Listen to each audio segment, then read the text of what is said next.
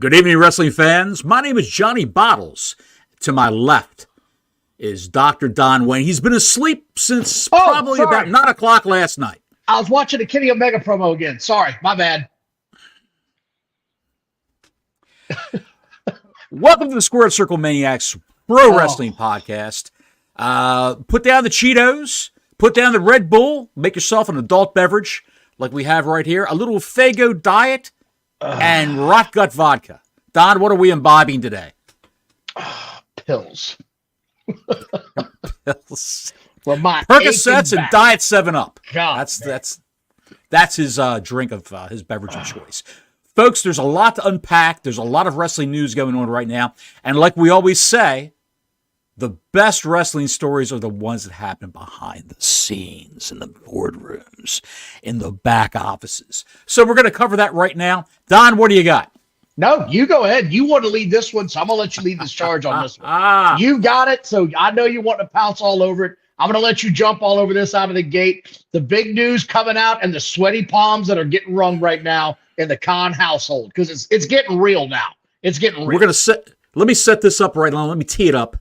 In September of next year, 2024, the broadcast contract that WWE has for a property known as Monday Night Raw, a show that's been on the air for probably, I'm just guessing, 33 years.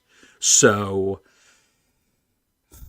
that show is coming up for grabs. It's not going to be renewed by the USA Network. They already found that out. They've already gotten SmackDown. So I was just about to say that USA's going with Friday Night SmackDown, which may not be on Friday nights. May not be on Friday nights. It might be on Monday nights. Who the hell knows what's going to happen in the grand scheme of things with USA's scheduling right now. However, the big story is that the WWE is now negotiating with Warner Brothers Discovery for a time slot for Monday Night Raw or Tuesday Night Raw or maybe Wednesday Night Raw, Don, on one of their networks, TBS or TNT. What did this bode for AEW and their Cheeto-fingered, Red Bull swilling, underwear wearing, sitting on their sween-stained couches in their mother's basement watching Mariah May and Tony Storm matches? What does that bode for them? Look, this product has gotten progressively worse. We're not trying to just shit on AEW every week. They just do it to themselves. When they debuted, Don, in 2019, Don, they were 1 million. They pulled an easy 1 million viewers a week. And we're killing it. We're absolutely killing it. They were doing great. They had a product that... Well, I don't know if it was doing great, but it was appeasing to a different audience. Some of the shit that they had that they were doing really bad skits with were also really bad wrestlers. So it sort of evened out. The issue that we have now is you've got good wrestlers. You've got good quality wrestlers doing hokey horse shit that doesn't make any sense in the grand scheme of things. Like, none of it does. You got your top star who was the best heel maybe in the business, is now this jackass of a baby face that you can't really get behind and really pull for. And by the way, thanks everybody for joining. Scud, feel better, buddy. He's crying like he has a vagina at the media scrums, crying like a schoolgirl at the last media scrum that they did for their last pay-per-view. That was their lead heel, their champion. And he was a great heel. He was a great heel. They made him a tweener. We could live with that. He was a great tweener. Now he's a full-fledged babyface. Well, the whole thing with Adam Cole, putting him in that entire faction and then adding Roddy to it, just killed any momentum that they had moving forward. People were fine. See, I knew you were going to do that shit. That's why I didn't even want to mention his name. It's so annoying at this point in time. Nothing that they're doing. Yeah, dude, like that's the gimmick now for him to yell a name. Everything about that show last night is why Warner Brothers Discovery is all in on getting possibly signed with the WWE and the Raw show.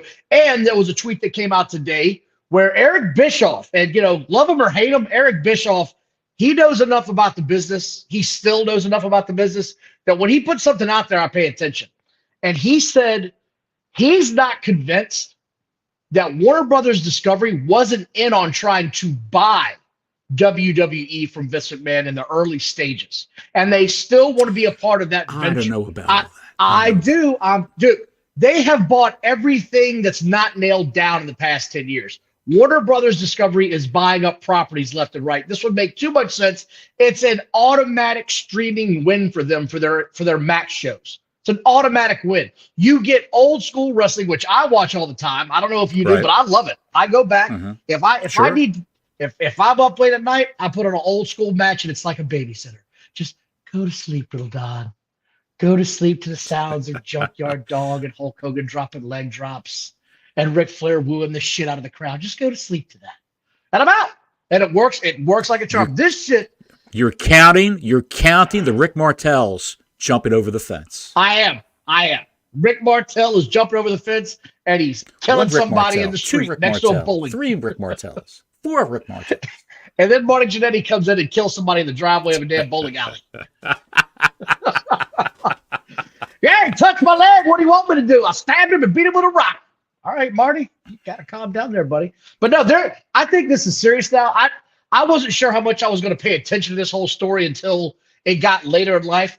But when you see the Dave Meltzers of the world backtracking their ass off on stuff like this, the autistic one stated back in October, Don, that Nick Khan and Triple H went to talk to Warner Brothers Discovery, and they made them an offer of what they wanted, and they were turned down, and they walked away with their hat in their hand. That's what he reported back in October. Now, Dave Meltzer, Mumbles Meltzer, renowned pro wrestling analyst, is singing a different tune. Backtracking the whole way, saying, well, Warner Brothers was never out. They're possibly in now. And I'm going to look, man, we talked about this a little while ago. You cannot tell me that the drinking blood segment on the pay-per-view didn't hurt the brand. It was dropping the F-bomb. Dropping the F-bomb. And that guy, Kevin Sullivan, not our Kevin Sullivan from the old wrestler who was the booker. He went down to Trio Woe, met the lady with the third eye. Not that guy. This guy was a production guy for TNA who moved over to AEW. He got let go from TNA. He went to AEW. He was in charge of post-production there. Someone had to take a fall for that F-bomb getting out on national television a few weeks ago. Not long ago. 2-3 weeks ago, maybe? 2 weeks ago, I think, yeah. That went out over the air, and someone had to take a hit for it because I'm sure that Warner Brothers Discovery complained to Tony Khan. You can't do that on broadcast television. And he said, I'm fired the guy who was in charge of that segment. He's gone. Just to make it work. They made a public show of it. My biggest hope What's in that? all of this, no matter where Raw goes, my biggest hope, cut the goddamn show back to 2 hours and make it watchable again, because the 3 hour is just a marathon that I just don't have in me anymore, man. I just don't. It's too, look, I like Raw. I do. But I like Raw in 2 hours. That 3 hours, it's just too much, man. It's just god-awful. They fill it with so much filler bullshit. They don't use the wrestlers in the right storylines half the times. I'm done with the 3 hour bullshit. I'm done, son. I'm done. Calm down, big fella. All right. As Nick Khan said in many interviews the early part of this year, if Fox wanted SmackDown, he said Nick Khan, not Tony Khan. Sorry. As Nick Khan said at the beginning of this year, well, the other Khan has a huge announcement every week, and they're a popcorn fart. But what Nick Khan said in several media interviews at the beginning of this year, if Fox wanted SmackDown to go for 3 hours, they would gladly do it because they get paid for that extra hour. They make a lot of money, and they get a lot of ad revenue for all that. Now, folks, if you're looking for actual news on these media negotiations, go to Pro Wrestling Insider. They broke the story today, a story that's been poo-pooed by everybody, by Fightful, by Wrestling Observer, Dave Meltzer, the renowned pro wrestling analyst, and all the other dirt sheets that are out there on the internet. They just copy and paste whatever Fightful says or Dave Meltzer says, and they tweak it a little bit, throw their own verbiage in there to try to break and make it very nebulous, then make it seem like they had the story, they had sources. I'm going to read you from Pro Wrestling Insider, the great Mike Johnson, who, if you want the real deal on anything, you go to their website. This past Monday morning, TKO's Mark Shapiro, one of the head guys from TKO, the parent company of WWE, as well as WWE's Nick Khan and Paul Levesque, were in New York City at the Warner Brothers Discovery headquarters, meeting with Warner Brothers Discovery executive Bruce Campbell, not the guy from the Evil Dead movies, an executive named Bruce Campbell, about potentially moving Raw to the Warner Brothers Discovery family. Campbell holds the position of Chief Revenue and Strategy Officer.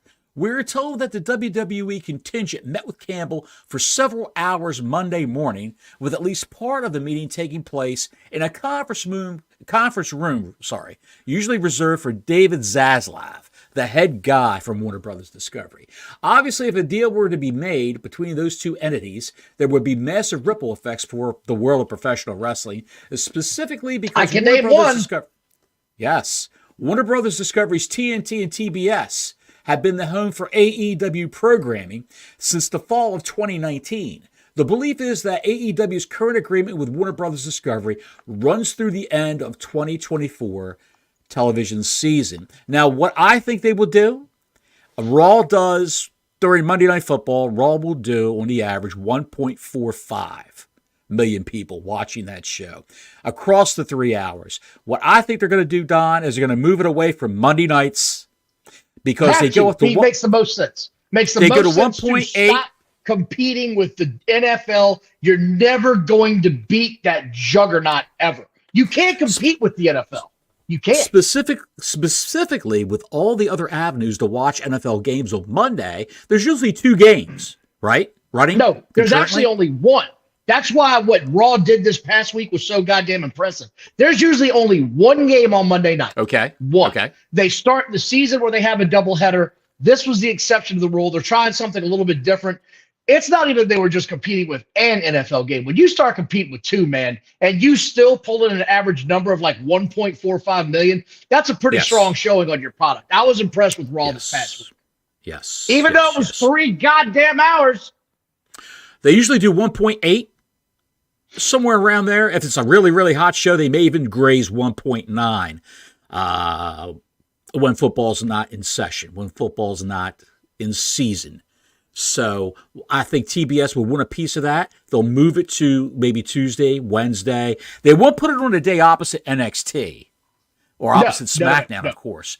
They'll do it on another day. They have plenty of time to schedule this. They'll do it on another day. This is what makes the most sense to me. Right? Go ahead. You put NXT on Friday nights. That makes the most sense to me. NXT to Friday nights, right? Friday night audiences are pretty much dead across the country anyway. You're not normally going to get a big number out of that show. That makes the most sense. You put SmackDown on Tuesday and you put Raw on Wednesday. You got your back-to-back big headline shows going at it, competing. That's a core audience you can bring in. Also, I looked it up. You asked me to look up about the NBA deals because HBO Max is in the NBA business. It's all contingent. This is all the money they're going to pay for Raw, folks, is all contingent on what they have to shell out for the NBA rights for broadcast. That ends after they may be out of the picture. NBA may be out of the picture for. Well, that's what I was going to tell you. Hold on. That doesn't end until the 2025 season concludes. So they're in it for at least 2 more years, right? The NBA is in there for at least 2 more years. However, it makes the most sense if you could get a cheaper product and pull in a similar rating, because if you look at the NBA ratings, they're not strong right now. They're just not.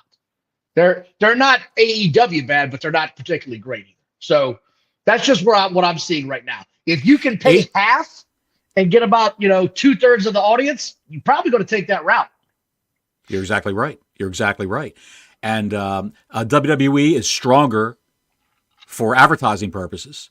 The problem with AEW is, and if you look at the demo of 18 to 44, they're really, there's no 44-year-old men or 40-year-old men watching AEW unless they got to or they're hardcore wrestling fans. 18-year-old people, at least the 18 to 22-year-olds who are watching AEW are all in their parents' basement. They're still not live going at out home. Fridays. They're not going. They have no disposable income except for What, Don? What would they spend it on? Pornhub, Xbox Live, Yeah. the PlayStation Pornhub. Network, Cheetos. That Mountain Dew Cheetos. subscription's not going to mount right itself, pal. a subscription to Crunchyroll, that streaming service, so they Oh can get my their Japanese Yeah. Japanese anime fix. That's Oh. what they're spending their money on. They're not going to go buy a car. They're not going to So- go buy life insurance. They're not going to buy anything that costs a lot of money. So, That's the the WWE big news on audience, that. That's the big the, news. the WWE audience demographic is older. They skew older, and those older people spend money. But at any rate, that's It's what we're big looking news. at there. It's big Very news. big news.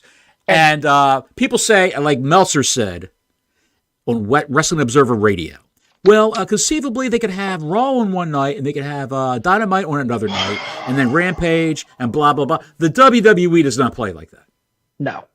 They're not going to say, yeah, you carry our competitive company on your station. We're okay with that. It never happened. They're not going to say that. No. That's never going to happen. AEW will be shit-canned, pardon my French, from those networks. They'll have to look for another broadcast home. I would say either Axis, if they want it. They're not going to get the money that they're asking for. They need $200 million a year in a TV deal to be in the black, to break even.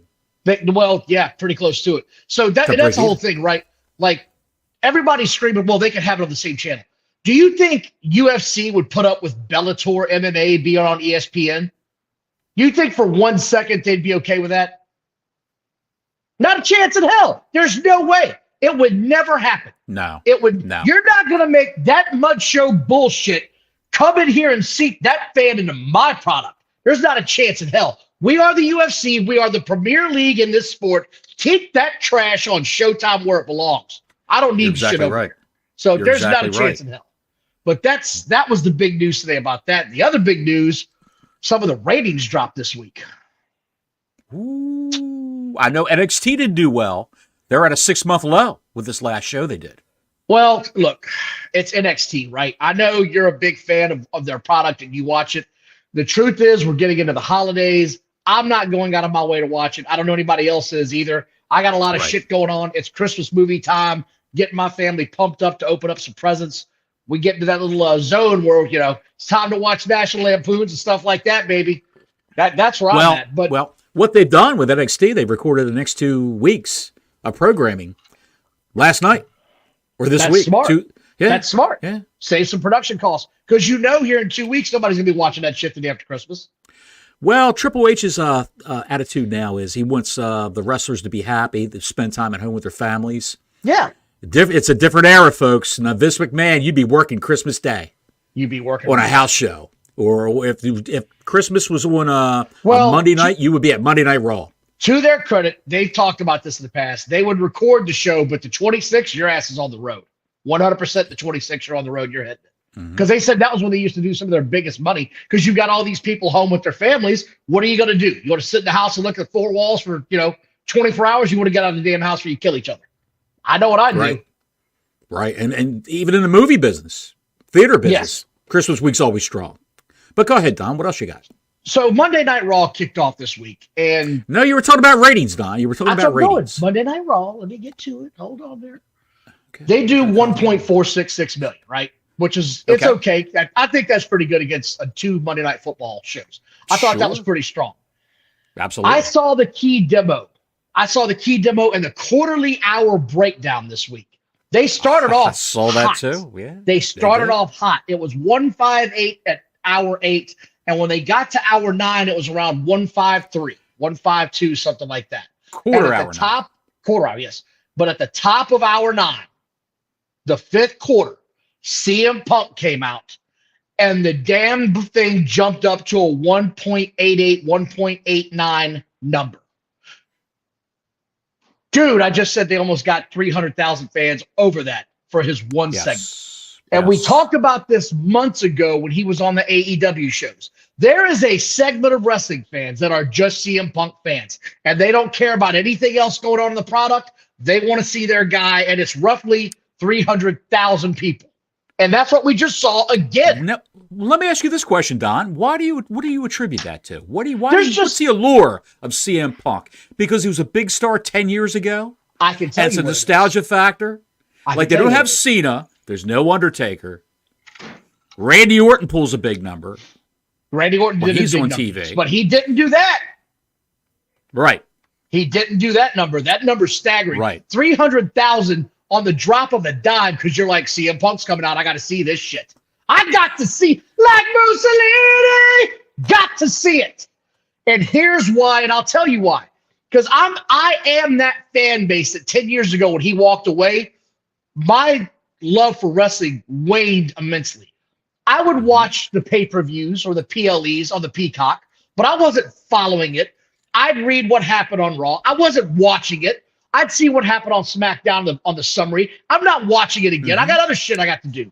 Sure. There is something about that guy and his promos.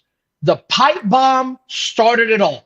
He was the last guy in wrestling that I felt like had a real moment in wrestling. He was the last guy. I'm not going to say loose cannon. He felt like he wasn't going to be scripted by the writers, and it came out in his promos and how he delivered it. The only thing I can compare it to, individual. The only thing I can compare it to was when you had the moment with Roman Reigns and John Cena in the ring, when Roman Reigns could not get his promo out and John Cena was absolutely shitting all over him, telling him, this is why you're not ready for the big time yet. That is CM Punk every time he's on the mic, in my opinion. Right. That's what draws me as a fan. What about you? I agree. He's it's a nostalgic factor, and you never know what he's going to say. You don't know where he's coming from when he comes out there. It seems like it's totally unscripted. It's made up as he goes along, and those are the best promos. You and I are fans of old school wrestling, so those guys didn't have anything scripted. They had bullet points to talk about. Nobody backstage is giving CM Punk a script to say what he's going to say when he goes out into that ring. It's off the cuff. They'll tell him, don't talk about this, but we want you to mention this, this, and this. No problem. And he goes out there and does it. I won't say it's a pipe bomb every time, but you never know what you're going to get. It's like opening up a Christmas present, Don. You don't know what's going to be inside, but when you see it, this is something I really wanted to see. He's cut a million promos, and I don't know that I've ever heard him drop a turd once. Like, never. At worst, I think I've ever seen him as a C+. And you say it's a nostalgia thing. It's not that for me, because he's been back for a couple of years. It's just on AEW. AEW. I know, but I'm saying he's been around, right? That 300,000 contingent was on AEW watching him on Saturday nights when they were pulling in almost 800,000, and now they're back down to the 400s. That's what he is. He's a 300,000 fan draw, pull in, got to see this moment. Is he going to lose his shit? And for the first time in months, Seth freaking Rollins came out there and didn't sound like a complete jackass ripoff of a wrestler wannabe. He sounded like he meant everything he said, and he sounded like the Seth Rollins that I liked when he got into it with Stoner Boy about a year ago. Because that's one of the parts that got me hooked back in as well. Yes. Matt Riddle, Mr. Inseminate Scene and Porn Star, begin here. When he said, you want to talk about my family, let's talk about your family. That was what started it all. That's sort of where my fan was like, oh, that's interesting. That was kind of a shot between the two of them. Yeah. Rollins is really good at peeling back the layers of the reality onion to get to the core of what's going on in your life. You know, if you've got trials and tribulations, he's going to bring it up. Right. But I'm sure it's all okayed, of course, between the officials backstage and the two participants in the angle. It was all talked about. If you think that they went out there unscripted and just didn't even talk about what they were going to say, you're wrong. Oh, hell. It was already talked about backstage, folks. So, and the other part, put down your Cheetos and your Mountain Dews. It was already talked about backstage. The other part that the neckbeards are coming unglued about, they're like, well, you know, they sort of had a promo similar to this in AEW when the Cowboy did it. And I'm like, no, one of them went into business for themselves and was unprofessional, and Punk had to change shit on the fly and stay professional. This was planned, but it looked personal. That's the great line that wrestling gives you as a fan. When it doesn't look planned and it looks personal, and that's what that looked like. Like it wasn't planned, but it was personal. Tony Khan has no control over his wrestlers. He's got no control over those people whatsoever. And that was the difference between, he wants to be Vince McMahon. He wants to be a Vince McMahon for the new millennium. Vince McMahon will not tolerate one iota of what goes on backstage in AEW. He'd run that shit with an iron fist. And if you don't conform, see you later. Going through a windshield, a glass windshield, a real glass windshield. I'm surprised Taz let his son go through a real glass windshield. And that just says to me, it speaks volumes to Taz's character. Anything for a buck. Oh, you're going to throw my son through a glass windshield of a car? It's not going to be gimmicked? It's not going to be sugar glass? Okay, boss, whatever you say.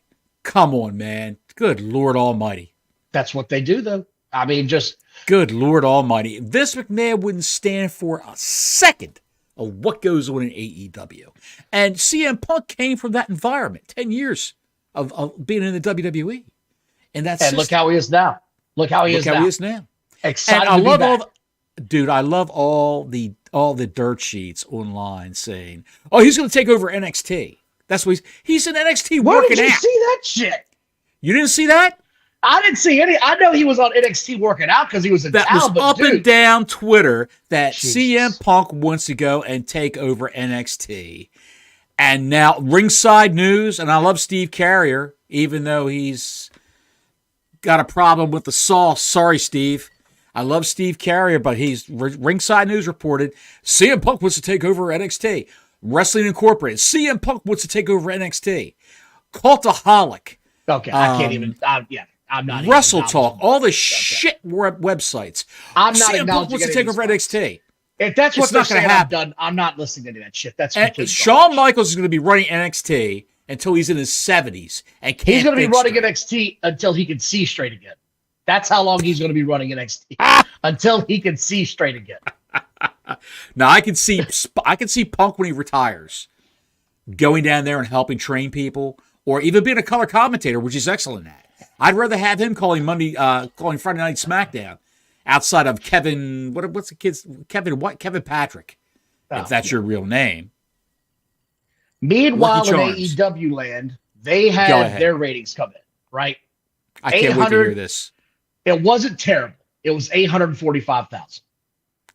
That's about the average of what they've been doing the past couple of weeks. So it was up 22,000 from last week, but it's still down from what they've been doing year over year. And the numbers aren't good from year over year. It's just none of the TV numbers are going to be good because I get that you're losing the audience, and I understand that, and people are getting away from cable. But that's not good for a major network for 843,000 people to tune in. And the show was as bad as I was afraid it was going to be. With the opening segment, let me tell you this. Let me tell you this right now, Don. Before you go into it, let me say this: 843,000. Is that what it was? 843. Yeah. 843,000 people watched that show for 3 hours. They could have run 1, 2, 3, 4, 5, 6 episodes of The Big Bang Theory and had 1 million viewers for each episode of The Big Bang Theory. Think about that. Now they're going to have Young Sheldon on the network. They're going to have Family Guy. I heard that. Family Guy on the network. Programs that they own. Okay? Their production studios own Young Sheldon and The Big Bang Theory. Why would they have a show on the air for 3 hours? 6 half hours. No, 2, 4, 6 half hours. Yeah. Good when math. They could draw 6 million people. 1, 2, 3, 4. They could run. Let me get my toes. Yeah, I'm looking at it right now. Bubba, count this up for me. Work the calculator. Bubba the Wonder Dog's in the corner with an abacus checking my math. I will say, why would you have a show for 3 hours doing 845,000 people when you can have 6 half-hour episodes of a sitcom that you own, be that as it may, being old, and still pull in 6 million people over that 3 hour span? Why would you? I don't understand. I don't get it either. It is what it is. And I just know that it's not been good. And last night there were two things Not I good want at to all. talk about. There was two things I want to talk about that were so unbelievably bad. I gotta get this out. Was This Kenny is gonna- Omega drunk, stoned, or is he just that damn bad on a promo? Because for 4 minutes last night, I was bored to fucking tears watching this gobbledygook, mumble mouth moron try to spit something out, and Chris Jericho back there flopping like a fish out of water with just as bad, if not worse, lines coming back to him. It was the worst shit I've ever seen on this show from a promo standpoint. None of it was good. I texted you, I was like, you've got to see this shit. There's no way Kenny Omega is not either stoned or gassed out of his mind. He didn't even look right in his eyes on the ring. The shit was terrible. And you can see Chris Jericho knew it was bad. His new name for them was so bad. It's just the Golden Jets. The Winnipeg Jets. No, we're the Golden Jets. What the shit was that? The difference between WWE and AEW, when the WWE wrestlers come to the ring, even though they're just going to do a promo and not wrestle, they are dressed like stars. They're dressed like stars. Like somebody that you would stop on a red carpet and get an autograph from. Somebody you would stop at the airport and get an autograph from. Kenny Omega and all those guys, Garcia, who else? Daddy Big Magic. Bill. Big Bill was there. Cool. Big Bill and Ricky Starks came out dressed like stars. Jericho came out dressed like the third runner-up in a Sebastian Bach lookalike contest. Okay? Like Roger Rose just said in our comments, Omega on the mic makes Sid Justice look like a goddamn Academy Award winner. He made Sid Justice look like goddamn Antonio Banderas. If I had half the brain that you do, still the worst.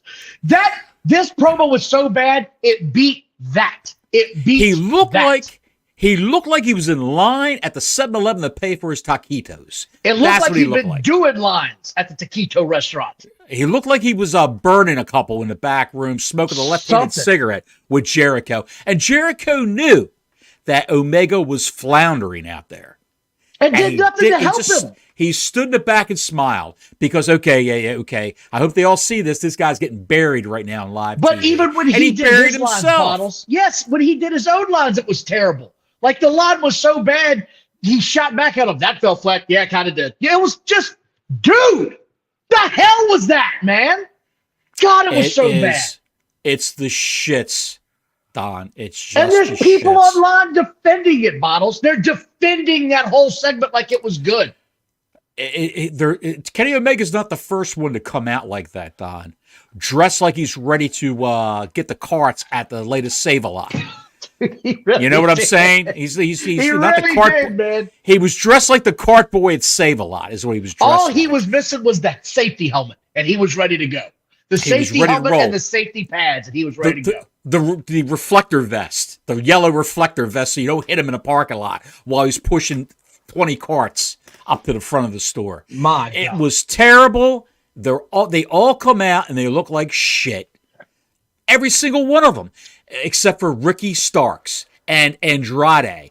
And I will say, when he comes out for a promo, Roosh comes out dressed to the nines in a suit. Andrade does also. Ricky Starks does He looks also. like a pro. They look Big like a pro. Big Bill looks like a pro because he learned it from WWE.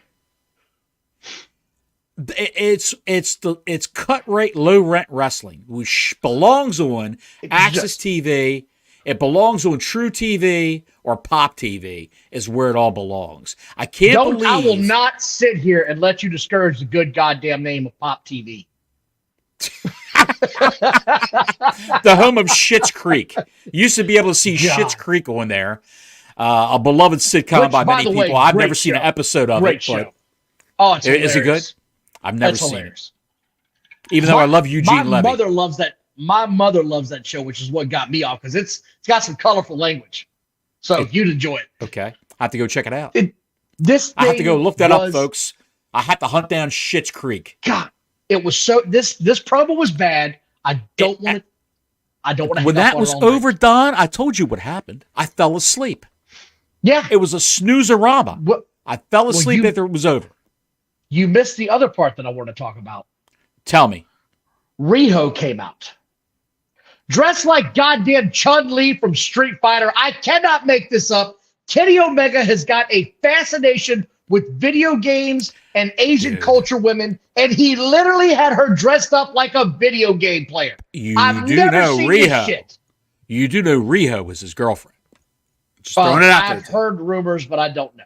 I'm not even going to get into where that's going, but she had a match where it was god-awful against Ruby Soho, where Ruby Soho got on all fours to pin her. And the ref didn't start counting because he's like, you're not pinning her technically. She's like, do it, it's a spot. He goes to count. Riho grabs her rib cage and then bridges up from underneath her.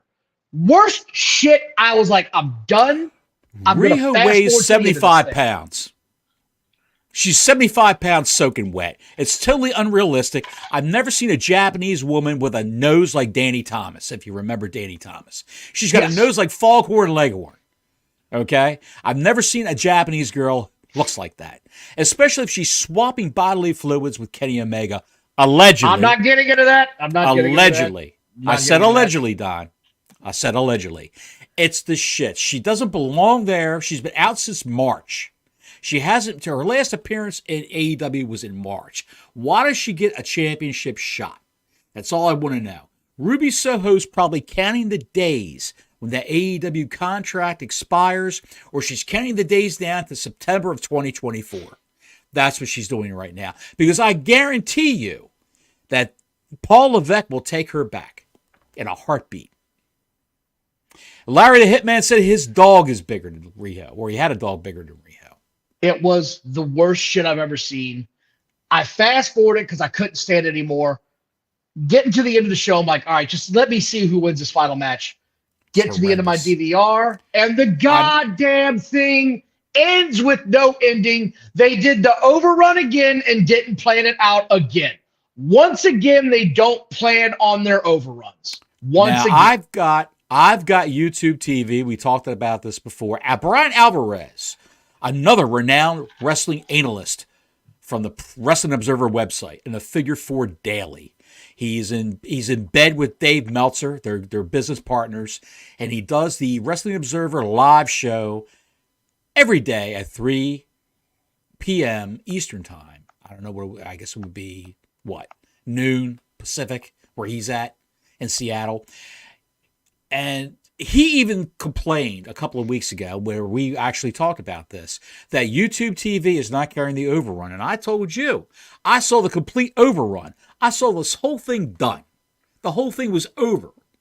And see, that's weird to me that YouTube is different from all the cable networks, because I'm telling you, mine stopped on a dime. When I record Raw or NXT or SmackDown and it goes, well, SmackDown never goes over because I got a hard out. But when I record Raw and it goes over, if it ever does, it always records it. I never had that problem. It's always there. Now, you click this guy off right now. Banana the Bad Guy Williams is a renowned provocateur on wrestling Twitter. I follow the man. I love the guy. He tells it the way it is. And he even says AEW is about to lose their TV deal. Hey, thanks for tuning in, Banana. God bless you, pal. Thanks for everybody Good for to the see SCM opportunity. Appreciate it, everybody. Really. So click that subscribe button. Click it. Subscribe the shit out of this channel. We like it. Like the channel. We need let me say this. Baby needs a new pair of shoes. Damn right. Christmas is here. That tree didn't pay for itself. Got my whole studio set up in SCM future money. All I can say is, look. Like I said, I've got YouTube TV, and Alvarez said it didn't record. I had the entire show, and I'll tell you why I had the entire show, because YouTube TV, if you record it in their version of the DVR in the cloud, it covers the entire program through the satellite feed or whatever they've got, whatever Google has, beaming everything in the YouTube TV. They record everything. You don't miss it. And I watched it live last night. I didn't watch it on the DVR version of the cloud version of it like I usually do where I can skip out commercials. I usually watch Dynamite like 8:45. I tune in and watch it from the beginning and edit out all the commercials.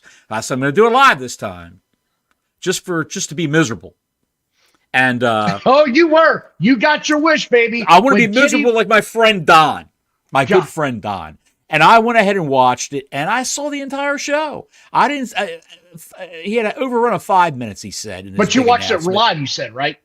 Yes, he had an overrun of 5 minutes. It actually went 5 minutes and 45 seconds. That's what I'm saying. I was watching it on my DVR. I was watching it on my DVR, and it was gone. Yes, just over. They're in the ring. Did you see Swerve sit up with the shocked look on his face that he lost to Moxley? You didn't see that? Nope. And then Moxley fell out of the ring, and he went over to where the barricade is and sat down on the floor like he was beat up. You're exactly right, Chris. See, and you told me this earlier. You said this earlier, and I'm telling you, I think this is an angle. His left shoulder was up, although, look, dude, Moxley is no Tom Cruise. He's no actor, okay? Kenny Omega makes Lance Storm seem like Ric Flair in his prime on the microphone. You're right about that, pal. Good Lord. He makes Lance Storm seem like, if I could be serious for a minute, yes. Those were the days, my friend. Yeah. Those were the days. Oh, God, because now I got this turd in a fucking box on Christmas week coming up. Nope. I got Kenny Omega drugged out of his mind with an alcoholic, bulging Chris Jericho with his brand new jacket in the back. Everybody's so excited. When it started off, you knew it was going to be a shit show. I'm so glad. I'm so glad you guys sung the song. I never knew the words. God, you cornball. Everyone's saying online, have you heard this with the Continental Classic, that, hey, Andrade's getting pushed. Andrade beat Brody King. No one's beaten Brody King. Johnny, I sent you the quarter hours for Dynamite, a 203 drop from the beginning to end of the show. That's about right. Man, and they average 843. They did that last week, too, just so you know. They did about that last week. I would love, you'll never see the breakdown for this, and this is just me spitballing right now. You'll never see the breakdown, but it's something that you always want to know. How many WWE viewers are watching? How many AEW viewers are watching? Clearly not a lot. How many like both live? Clearly but not a lot. But you'll never see that. You'll never see that. I used to think it was at least half. I don't even think it's that anymore. I don't even think it's half anymore. I really don't. This is all speculation and conjecture on our part. As a lot of people say, like Nick Hausman has a podcast called Rumor and Innuendo, where he stole that line from the great Conrad Thompson, the king of the wrestling podcast. Nick Hausman used to be with Wrestling Incorporated, and he's now with House of Wrestling, which is his website, another dirt sheet site. And Roger Rose, only pushing Andrade is getting in AEW is on top of Charlotte. I mean, it is. What they want to do, they want to keep Andrade and somehow in a wet dream hope, that somewhere down the line he could talk Charlotte Flair into jumping ship into the low end of the pool. Did you say jumping AEW. shit? Jumping ship, I said. Oh, shit. I thought you said shit. I'm sorry for my slipshod elocution, Don. I'm jumping in the mud show shit that is this. In other news, because I'm moving on from AEW because I can't do this anymore. Well, let me say one thing, Don. I'll say one thing. I want to ask you this question. Sucking my soul dry with this show. Andrade's contract's coming up very, very soon. He's going to That's CMLL. What they keep saying, but what's soon? What is soon? Everybody says soon. People are saying the end of the year, sir. We're talking March. They're saying the end of the year. Can you see Andrade in the WWE Royal Rumble 2024? I can see him as a one-time, one-off, come down the ring and see where it goes from there. That's what I can see. But I don't know that he's not a SmackDown or Raw roster guy, in my opinion. They'd have to rebuild him from the ground up. Banana says, start at 8 p.m. and 1,098,000, then overrun by the end it was 772,000. Yeah. I mean, it's wow. So that is a huge lead-in by the Big Bang Theory, by the way. Banana, that's a big if you could do a little research for us, was the Big Bang Theory the lead-in to Yes, it was. AEW Dynamite? I know that much for sure. It was. It was? Okay. Yeah. Okay.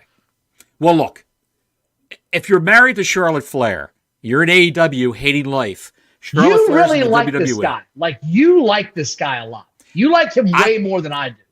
Dude, he's learned English, which he didn't know when he was in WWE. Barely could speak at all. That's why he stuck him with Zelina Vega. He's learned English. He's married to Charlotte Flair. He's in the best shape of his life right now. He's posted that on Twitter with pics. The guy's a great ring tech. He really is. I liked him on this show on AEW. I liked his match. What I'm saying is, Don, listen to me. Santos Escobar needs a faction on WWE SmackDown right now, Friday Night SmackDown. He's a heel. He needs a faction to replace the LWO. Who better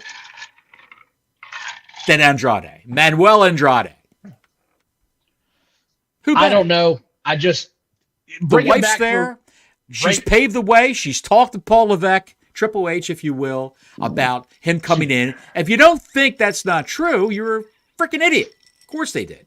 But go ahead, Don. So, on to the next thing, because I can't. No more AEW. Chris, you're right about that. They could do that. But they'd have to set a precedent, because I don't think they've done that for anybody else. But I'm sure you'll tell me soon before the show's over. Nobody's been as hurt as that guy either. He was out for almost 8 months. So Danielson? Anyway, on to the upcoming premium live event. I believe in Australia. Is that what it's called? Yes, in Perth, Australia. The elimination chamber.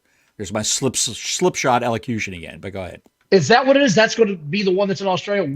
Yes, the elimination chamber is happening in Australia. Okay. So Roman Reigns is not advertised on an upcoming PLE. He'll be at the Rumble, of course. There'll be a match at the Rumble. We're going to set that up. So it's Backlash. He's not advertised for Backlash on the poster at all. Okay. And this is the one that's in France. Okay. This is the one that's in France. Here's my question to you, and I'm being dead serious, man. Like, I like Roman Reigns, but how the hell does your WWE champion not make it to the poster of a big foreign show like that? I think this might be the first I know this is the first PLE they've ever had in France. How is your heavyweight WWE champion, the star of your company, not in this show? This is my issue with the booking in WWE right now. They don't have enough. Nope. They don't have the biggest goddamn champion in the fucking company on my TV, or reminding me at least every 2 or 3 weeks that he's still around. He's been non-existent for months now. Not weeks, months. It's horseshit, Let me say this, man. Don. Let me say this, Don. Hang on a second. Relax. What month is this? What month is this? May. It's in May. Okay. They got plenty of time, Don. They got plenty of time to come up with something. This is the official to craft an poster. opponent. It can always be changed. Card subject to change, Don. I'm just letting you know. Card subject to change. I hear what you're saying, but when you see that, there's another reason why, Don. There's another reason why Roman Reigns doesn't make all these matches, all these appearances, is because the man had cancer. He had leukemia, a form of leukemia, and he doesn't want to go ahead. He doesn't want to go ahead and aggravate it by being in a goddamn car crash like 2 times a week. I'm not asking him to make all the house shows. What I'm saying is he's got to be on your PLEs, man. He's your champion. That's true. If you can't do the job, get over it. And I hear you, Chris, that Backlash is after WrestleMania. But like Johnny said, you can change the poster. He at least needs to be on the poster as a star draw. Even if you plan on changing it in 2 months, he's got to be there to show it's going to be a star-studded show. Lacking the champion is not selling me on this PLE. And if I was in the country, I wouldn't buy it either. Chris brings up a great point. Dude, Chris brings up a great point. He won't be the champion then. Listen to what I'm saying. Listen to what I'm saying to you. The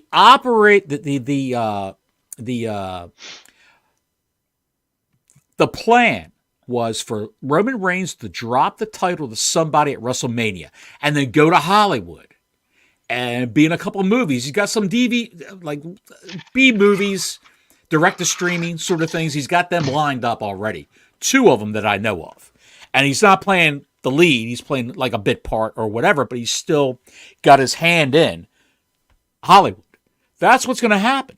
Okay. Listen to so what he's I'm not going to be around for the show in May. Listen. You just said yourself, card subject to change. You can Card do that. What I'm saying.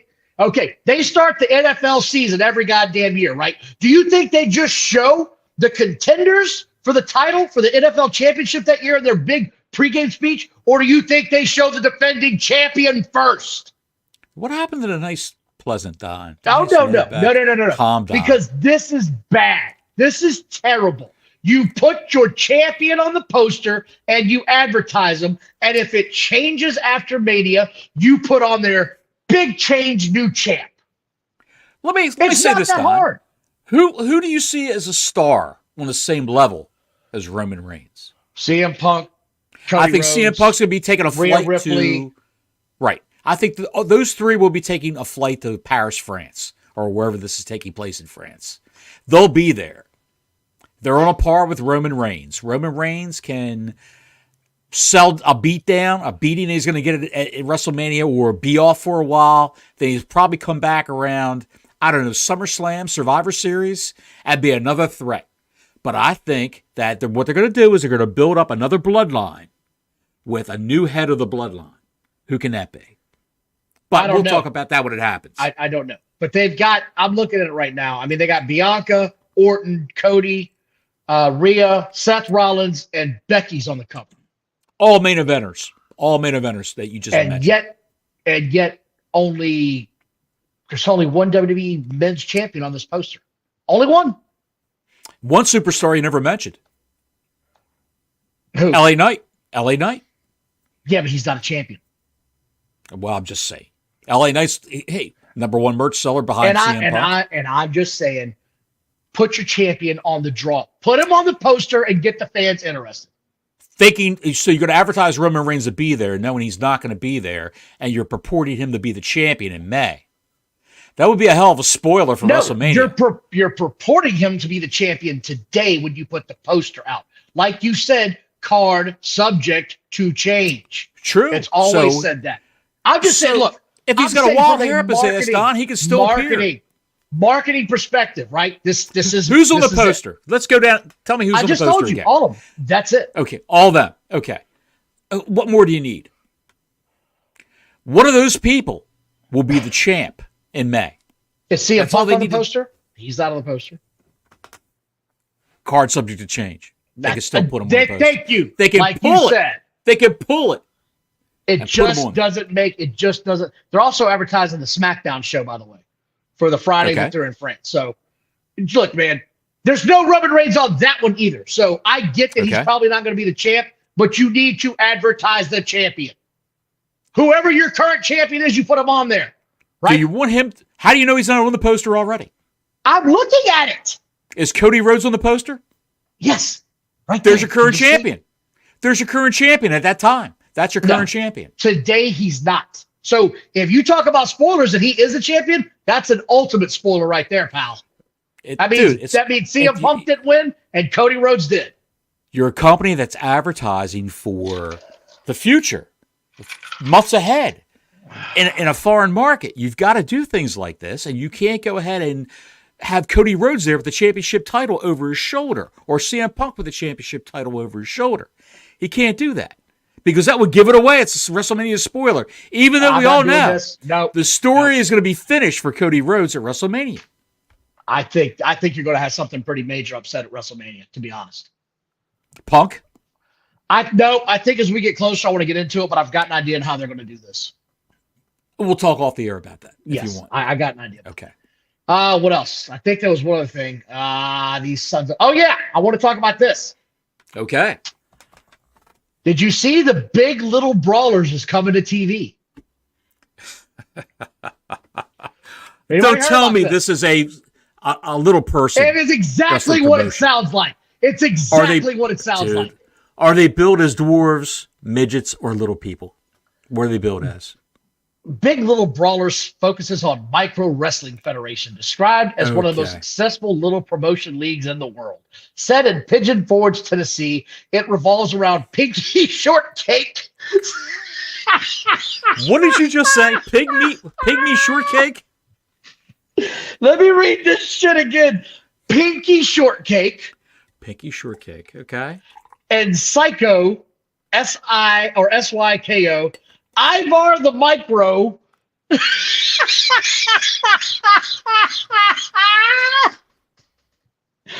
Holy shit. The whole little show. Are you serious? I swear to God. He's probably the tallest one of the whole group. Microfest. Fuck me to tears. I just realized I didn't have my. Oh, Didn't have but my yeah, light turned so on. it doesn't say when it's coming though. It just said it's slated to air a new wrestling series. It doesn't give the date. Oh, please, God, let this happen. I have literally cried thinking about this. Oh, I gotta watch this. Oh, I gotta watch this. That just on the basis, dude. God in heaven. I just can't play. I'm not even going to look for it right now. I'm not going to do it. I'm not going to look for it right now. Oh, I gotta say that name one more time. Pinky Shortcake. Pinky goddamn And the shit. Little Big Show. Oh, I love it. I'm gonna watch this regardless.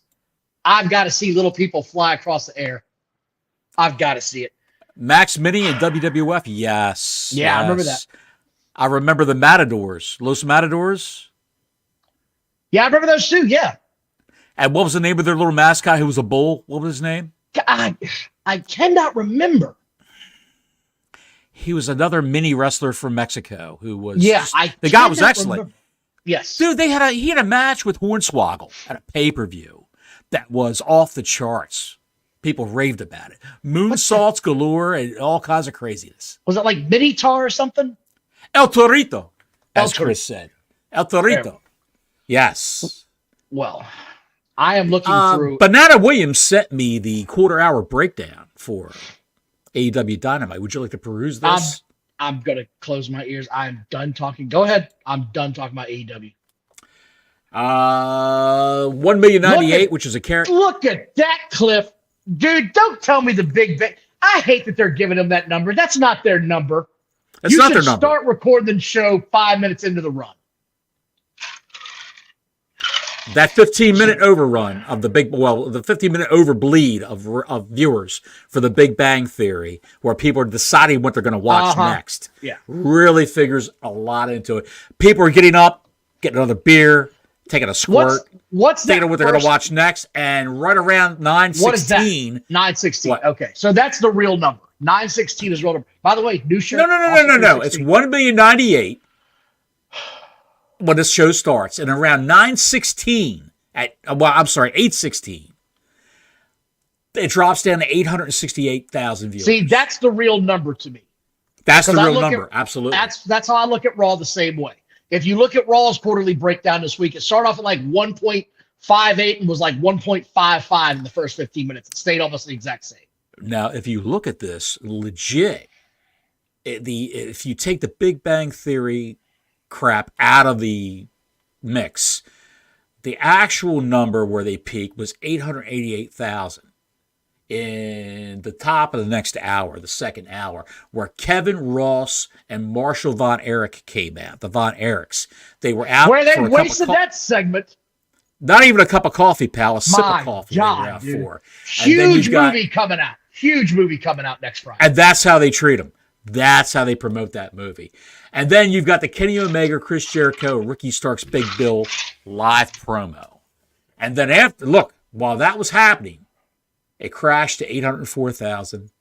It went down as low for Mark Briscoe and Jay White, which both names of those guys mean nothing now. Nothing. Because they're both job guys. One of them's a job guy in a tournament now at this point in time. He's a job guy, period. Jay Briscoe is. Mark Briscoe is. Mark Briscoe's a job guy since he's been signed. He's probably making the best money, best hotel accommodation he's ever had, in his life. And this is what he's got now. So, what was that bottom number again? What was that bottom number again? Where it crashed, 725,000. Okay, that's all. That's all I was wondering. I do have a question for you and for everybody listening tonight. Are you going to watch the Iron Claw when it comes out, and how soon are you going to see it? As soon as I can see the Iron Claw, I will see the Iron Claw. I haven't been. Okay, all I fair can say is I haven't been in a movie theater. And the last movie that the wife and I saw was the remake of Death Wish with Bruce Willis from years back. That's a while back. Yeah. We usually stream, or somehow someone gives us a copy, if you know what I'm saying, of a movie, and we watch it that way. So I'm waiting for me to grab a copy of the Iron Claw, and then I will watch it. But I'll get it probably the first day, maybe the second day it's out there. We'll talk about it. All right. And we'll review it on this podcast. I think that's all that I can handle tonight with modern wrestling. Do you have anything else that must be said? I am just flipping right now on Twitter, which is always a treasure trove of stupidity that I look for. That's why it exists, for us to laugh at the morons. Absolutely. And just let me go. I did have one last thing before we close the show. Then I've got a good one. Go ahead. I've got a good one. Go ahead. Go. Okay, I'm going to share the screen, buddy. Okay. Hang on. Don't do this to me, Johnny. Let me I got to set this back to where it should be. What the? And you're going to love this, Don. I don't know if you've seen it or not. I'm not going to give it away. Give it away now. Ex-WWE star Alberto Del Rio. I didn't see this. Wow. At a high school gym. Hit play, baby.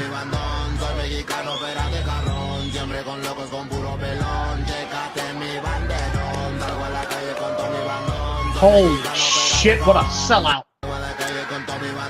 All I can say is I probably dead named the man. His name now is Alberto Del Patron. And because they owe the rights to Alberto Del Rio. Yeah, dude, it's just how the mighty have fallen, pal. How the mighty have fallen. WWE. I'm glad to see he's on hard times. That guy comes off as a dick in real life. Good for him. I hope he's barely making it in life, to be quite honest. That's pretty harsh. Piss on that guy. Yeah, piss on that guy. I've got no love for Alberto Del Patron, whatever he calls himself now. Question for tomorrow night. Supposed to have the flashback show. Sure. We were struggling to come up with an idea last week. God damn it, Larry.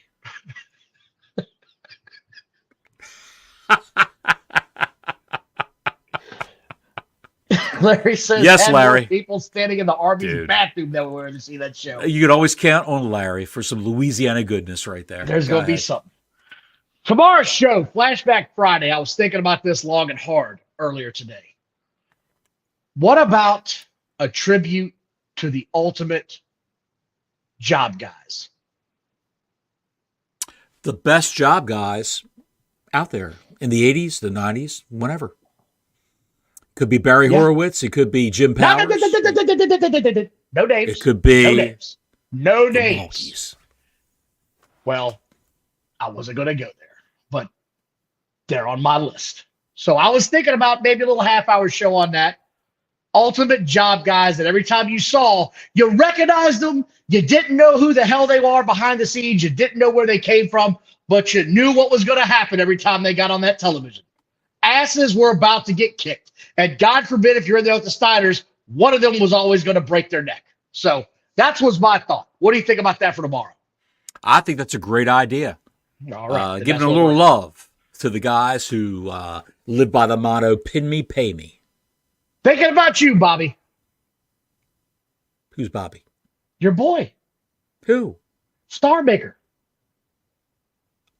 Who? Kenny Bolin? No. What was your boy's name? God, his name was Bobby, right? Bobby who? Okay. We'll talk off. Where do you know him from? We had interviewed the guy.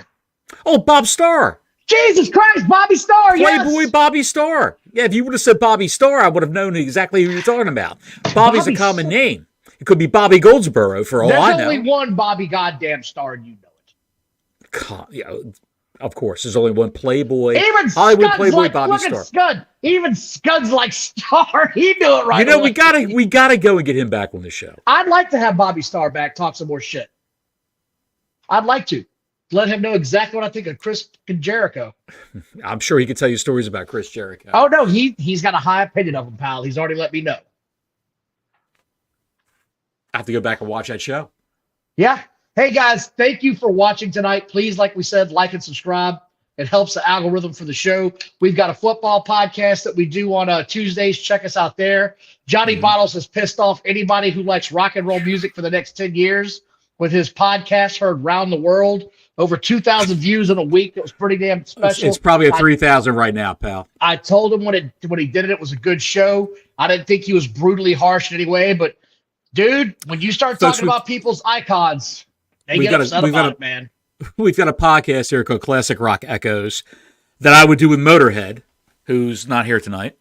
He's the head of the SCM, so if you're looking to join the SCM, the Squared Circle Maniacs, hit up one of us. We're just a bunch of like-minded individuals that love old-school wrestling. We love some of the modern product. We're not opposed to calling it the way we see it. If it sucks, it sucks.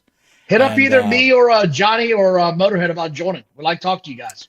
Exactly. You can find Motorhead at Motorhead711 on Twitter or X or Twix, whatever they want to call it. Or any local corner where a hobo's dead. The hobo killer, Motorhead. The podcast is Classic Rock Echoes, and I talked about some singers who just don't have it anymore. They go out on the road, and you pay your hard-earned money to see these people, and they're horrible. John Bon Jovi, Ann Wilson. Don't say anything about her. Kevin Cronin from REO Speedwagon was probably the best one of the whole crew. He probably David Coverdale from, and that was fair. David Coverdale from Whitesnake. And who said I'm hanging it up because I can't do it anymore? They stopped touring because he's done. He can't do it. And there was one other one, which the name escapes me right now. But Axl Rose, who was dead on a horse. Axl Rose. Axl Rose is awful. Horrible. Just awful. Horrible. And these were all their performances from the year 2023, folks. But don't forget, Johnny. Don't forget, they're not doing it for money. They're doing it because they love to perform. But they're getting paid, Jack. Oh, they're getting paid. My theory is, if you're a quarterback in the NFL and you're still playing when you're 50, and you don't have a rocket for an arm anymore, you suck. And all the people around you are saying, hey, you're great, you're fantastic, you're doing a great job. Even the owner of the team. Are you going to listen to the fans or are you going to listen to the yes men? All I did was question a few people's. All I did, Don, was I just questioned a few people's talent, how they are right now. And how the floodgates of urine washed over me. I was pissed on by thousands of people. They were quite upset, Johnny. They were quite upset, but they all watched. So check that out on the channel too. The Gridiron Podcast, whatever. And I know one guy, Don. I know one guy. Yep. He loves your Gridiron Podcast. Until next week, Gordon Soley saying so long from the Sunshine State.